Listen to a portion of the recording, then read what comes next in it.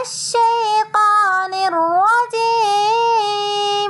بسم الله الرحمن الرحيم.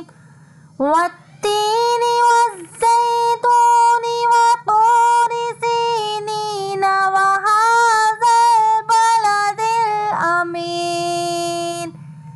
لقد خلقنا الإنسان في أحسن تقويم ثم رددناه أسفل سافلين إلا الذين آمنوا وعملوا الصالحات فلهم أجر غير ممنون. فما يكذبك بعد بالدين. أليس الله بأحكم